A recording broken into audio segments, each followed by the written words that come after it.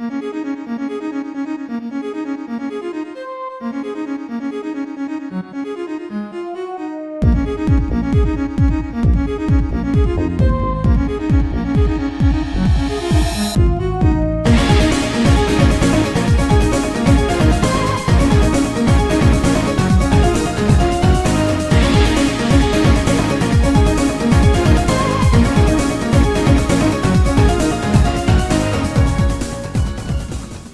release of Splatoon Raiders gets closer and closer every day, and an upcoming direct full of Raiders information just on that horizon. There hasn't been a better time to start speculating.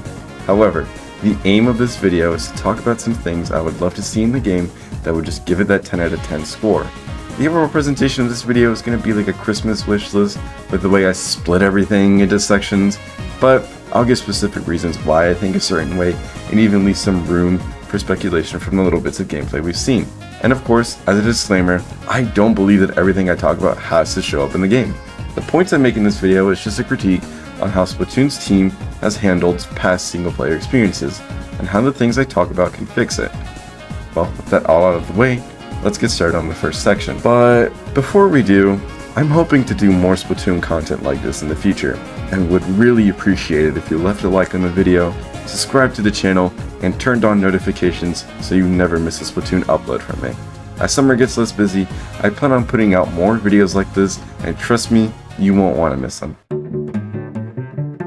One of the many keys to success for any video game is a wide cast of enemy types for the player to go up against. When a game has a memorable enemy that the player fights, it can really stay rent-free in a player's mind, whether that be for the challenge the enemy posed or the method of taking it down. It's why people can reminisce on games from so long ago, and it's what Splatoon Raiders needs to separate itself from just another single-player campaign. The overall gameplay loop for each Splatoon campaign has always been about navigating the level to make it to the end objective. However, if you ever gone and replayed some of the older levels from the older games, you realize just how much of a pushover they are if you just beeline for the goal and ignore all the enemies. And I won't fault the team for this. Mainline entries have always put an emphasis on the actual multiplayer before the single player.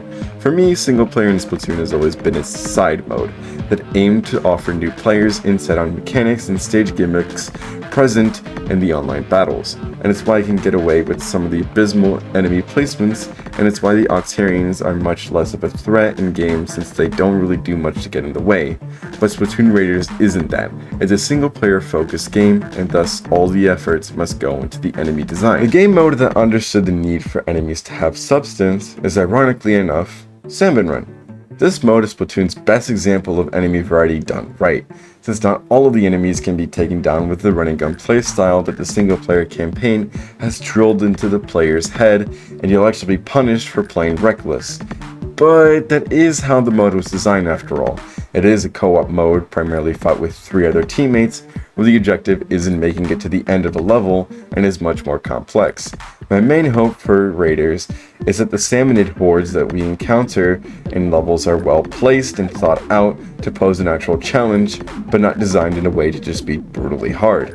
There needs to be variety in the groups of salmonids we fight. There are some bosses that synergize well with each other to create a level of challenge that, if done right, can teach new players how to take down bosses efficiently when they become overwhelmed, and for experienced players to have a bit of a challenge. I imagine what I'm talking about will happen a lot near the end of the game, however it still serves as a good early lesson if done right. We are to see lessers wielding tongs, and buffed up versions of bosses such as a stinger with more pots and the potential salty tongue that's shooting out a killer whale. I hope we see more of this since it would drive Splatoon Raiders into a direction of being a challenging yet rewarding lesson for all players alike. On the topic of fun challenges, Splatoon Raiders offers the mysterious dungeons. Now, granted this section is 100% speculation since we have no idea what they actually are, and thus we lack a concrete answer on what dungeons in Splatoon Raiders looks like. We only have the short snippet in the direct trailer to go off of what we can expect from dungeons, and even then this could be its own separate thing. And oh yeah, I guess we have this dungeon menu, but that's really all we have.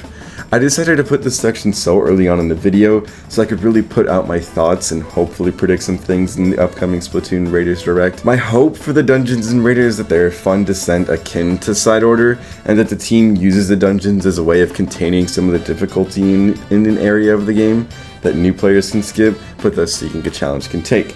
Basically, what I mean by this is, imagine Pikmin 2's caves, but in a Splatoon format. The caves present in Pikmin 2 are carefully thought out and intricate, except when the cave generation kinda messes up in some parts. I think if Splatoon were able to adapt these fun and rigorous caves into Raiders, they'd actually be a worthwhile addition. I mean, all the ingredients are there. A sub-level indicator, a bar with a quota that the player has to meet to potentially move on to the next room, and a timer to incentivize quick thinking and to, get going. My main hope for dungeons is that the level design isn't distinct enough so it doesn't feel all the same in the player's mind. It's important Splatoon Raiders does this aspect of the game really well since it looks like an important part of the overall Raiders experience, but the devs are going to have to do things that break away from the normal gameplay to have players want to complete all of the dungeons.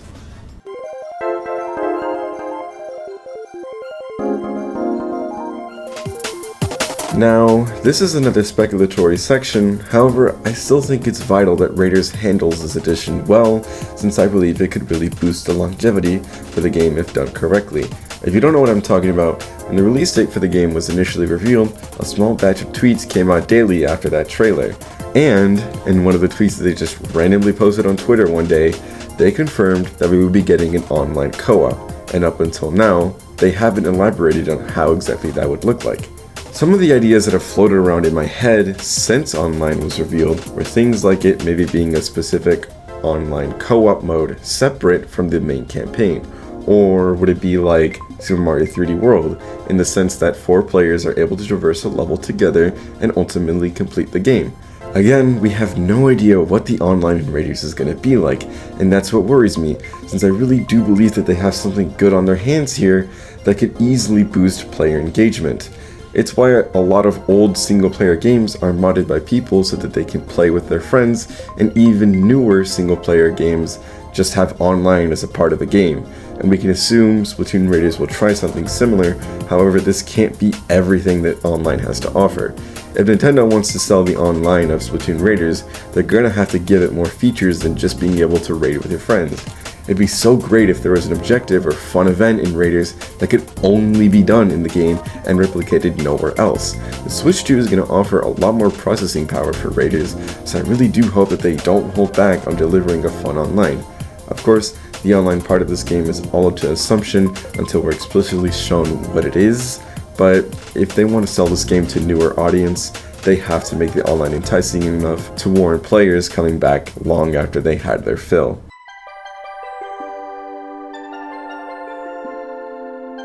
With every trailer that drops, we get glimpses at levels we'll be playing. We've even gotten a full look into one of the early levels of the game.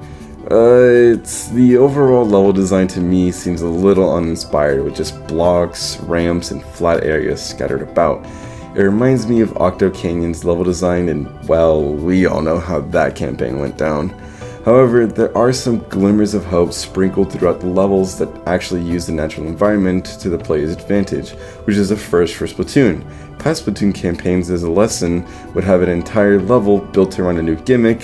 For example, there's a level about bounce pads and then boom, you never see it again in future levels. But the plants that we see in raids, such as the wind plant that propels you up or the ice plant that freezes enemies, are things never before done, and it looks like they're going to be more persistent depending on the environment. It's small things like these that help me have a little faith in the design team, although looking closer at the level showcased in the Nintendo Treehouse, this would be easily cleared in a matter of seconds by anyone who's played Splatoon. I'm not asking for every level to be perfect. When you have a game that's broken down into levels, it's inevitable that you're going to have some stinkers. I'm just stating that the level design we've seen up until now is very similar to those in the past, and I'm just hoping they stray away from that and try to do more unique concepts, especially since the theme of raiding puts a heavy emphasis on exploration, and I'd want the levels to feel fresh and open rather than linear and to the point, so they can lean into that exploration theme. I feel the reason why they need to do this is because salmonids are way more threatening in Salmon Run than they are in Raiders. Salmonids in Splatoon raiders don't automatically seek you out and instead idle around until you get near them. And obviously this was done so you wouldn't have Salmonids constantly in pursuit of you while you're just trying to explore the level and get to the end. With how the design team has treated Splatoon 3 map designs, I'm definitely keeping a close eye on how the levels look in future updates we get about raiders. The map design in Splatoon is a big issue that needs to be addressed, and I hope that Raiders fixes it. The lore of Splatoon needs no introduction. If you ever played or seen Splatoon gameplay, you've basically grasped the basic concept of what's going on. Super evolved cephalopods that have turned to a life of shooting each other with ink for fun. But you already knew that. That's pretty surface level stuff. When you keep playing Splatoon and really start to immerse yourself with its world and characters, you get a sense of everyone's personality and what their motives are. Shopkeepers, idols, and agents, they aren't cookie-cutter characters, they're integral to the fictional world to keep running. And it's not hard to catch up on the events of Splatoon, which is one thing I will hand to Nintendo for making a pretty contextual and easy to follow story. However, some things arise from a story like this.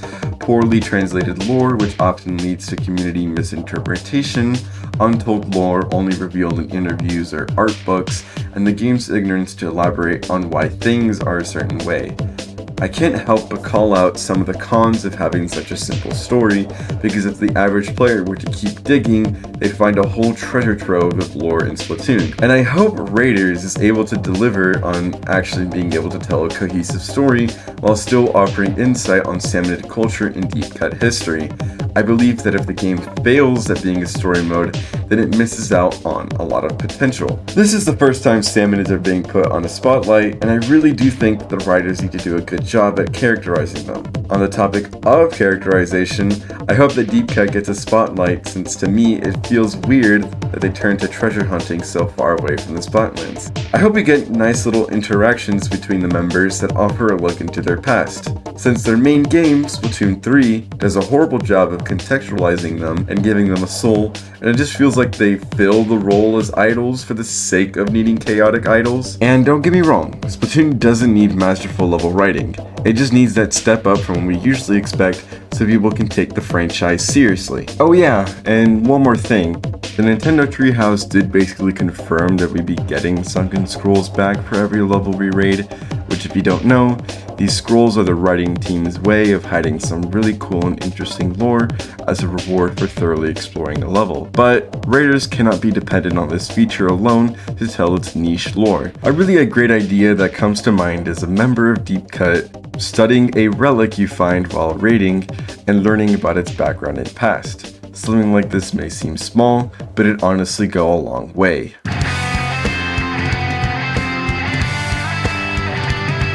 And those are just a handful of things I believe Splatoon Raiders needs to get right to be a good spin-off. I've made this video with only good intentions since I've been with the Splatoon series since the very beginning, and I only want future installments to improve from the one that came before it and not fall into the trope of being yearly slot release. Splatoon Raiders has so much potential as a game, and it'd be a shame not to see some general improvements like the one I listed just because Nintendo wanted the game to be flashy. And for a lot of Splatoon players, we'll know if the game holds up by how often it's able to get us to come back to it. Hell, I log into Splatoon 3, which is almost a 4-year-old game, every day because the gameplay it offers just isn't matched anywhere else by other games. And if Splatoon Raiders is able to accomplish that level of replayability, I'll know that they made a great experience for all players alike. It'll be fun trying to see what gets proven right or wrong from this video in the upcoming directs and all future updates we'll get leading up to the game's launch. And I'd like to use this moment to personally thank you so much for watching. Make sure to subscribe and turn on notifications so you never miss a Splatoon upload from me, and let me know your thoughts in the comment section on the stuff I talked about. Well, until next time, see ya.